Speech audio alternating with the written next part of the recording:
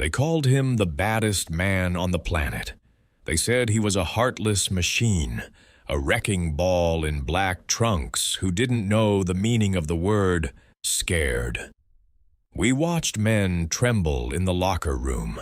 We saw legends lose their legs before the bell even rang just by looking into those dark, vacant eyes. But behind the snarl and the gold teeth, there was a secret. Mike Tyson wasn't fearless. He was a student of the game.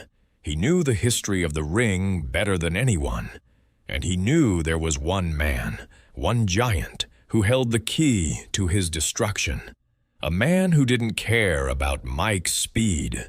A man who wouldn't blink at Mike's power.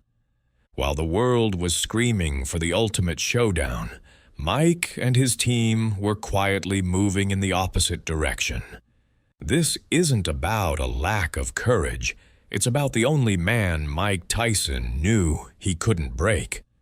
In the early 90s, the boxing world was obsessed with one question, not if. Mike would fight him, but when. The name was George Foreman. To the casual fan, it looked like a mismatch. You had Mike, the lightning-fast, peak-condition predator. And then you had George, a 40-something-year-old man with a belly, a slow jab, and a smile that sold grills. On paper, Mike should have eaten him alive. But boxing isn't played on paper. It's played in the soul. Mike knew exactly who George Foreman was. He didn't see the friendly Uncle George on the TV. He saw the man who had turned Joe Frazier, Mike's stylistic idol, into a punching bag. He saw a man who didn't move backward, a man with fists like cinder blocks that didn't just knock you out, they broke your bones. There's a story from those years. Don King was pushing for the fight. The money was massive. It was the dream match. But Mike supposedly told King, "I'm not fighting that effing animal." It wasn't that Mike was a coward. He was a historian. He knew that his peekaboo style relied on getting close. But getting close to George Foreman was like trying to hug a moving train. Mike knew that if he stepped into that phone booth, he might not come back out. While the fans cheered for the old man, Mike's camp stayed silent.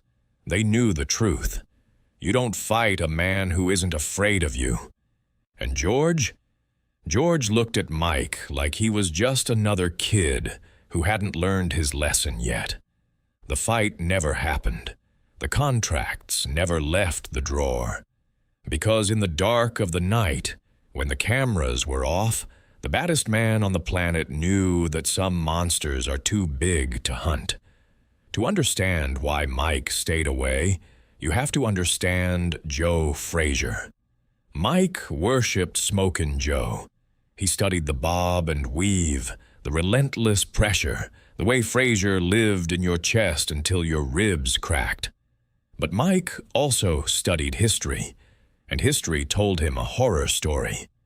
In 1973, Frazier, the undefeated, unstoppable king, stepped into the ring with a young George Foreman.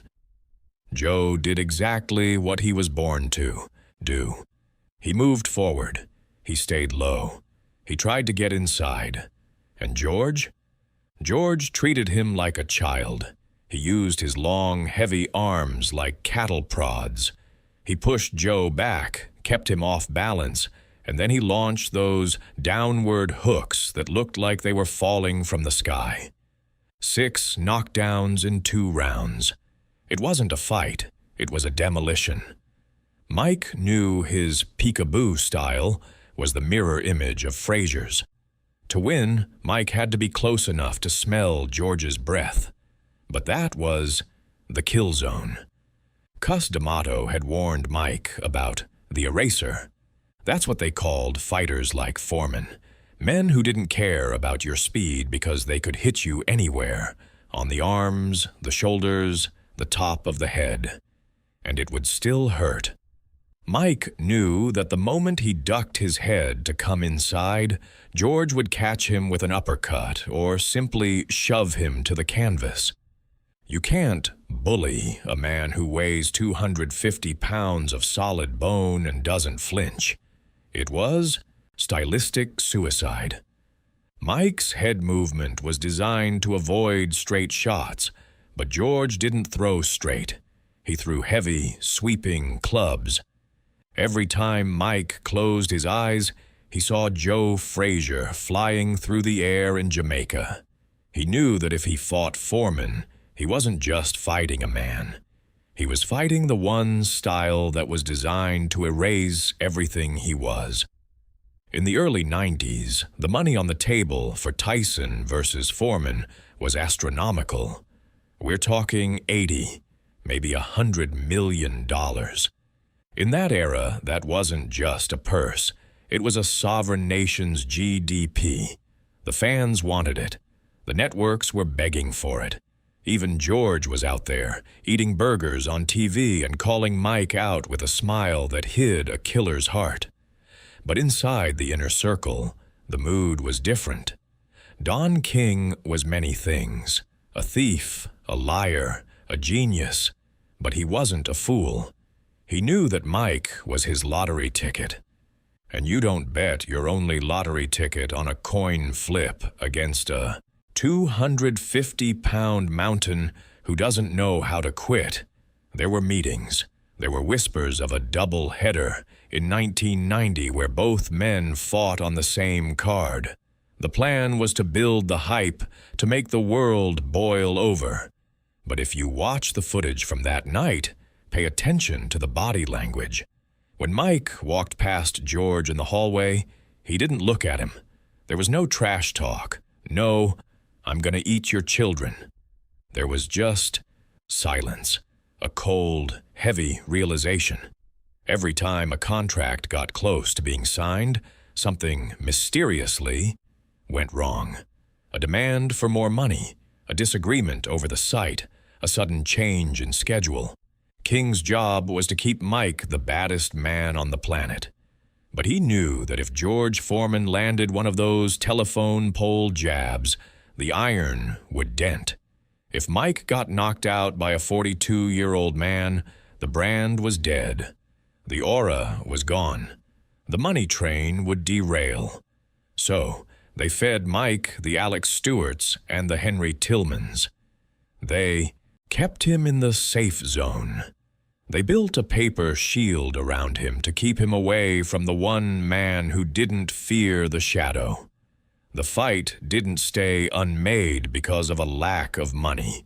It stayed unmade because the men in the suits were more afraid of George Foreman than Mike was. They knew what we only suspected, that some legends are better left as what-ifs. Years later, the fire had cooled. The gold teeth were gone, replaced by a softer voice and a face tattooed with the scars of 1,000 lifetimes.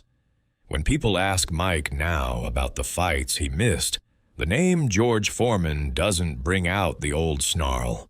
It brings out a nod of respect, a quiet, honest admission. Mike has gone on record saying, "I didn't want to fight that guy. He was a effing animal." It wasn't about a lack of heart. It was about the wisdom of a warrior. Mike realized what we all eventually learn, that some mountains aren't meant to be climbed.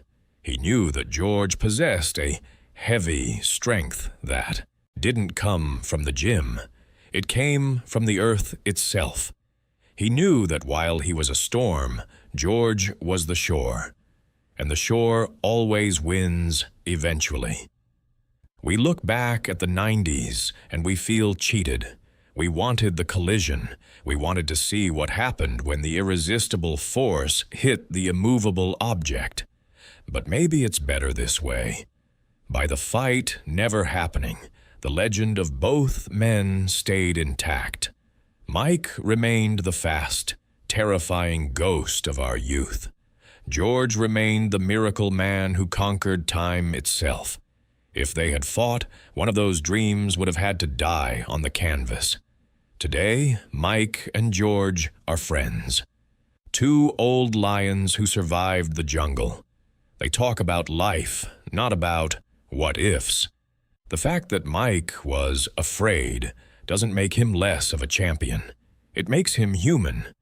It shows us that even the most dangerous man to ever lace up gloves had a nightmare he couldn't shake. The fight that never happened is the one that tells us the most about Mike Tyson. It tells us that he wasn't just a brawler. He was a man who understood the power of the ring, and he knew that some legends are too big to be broken.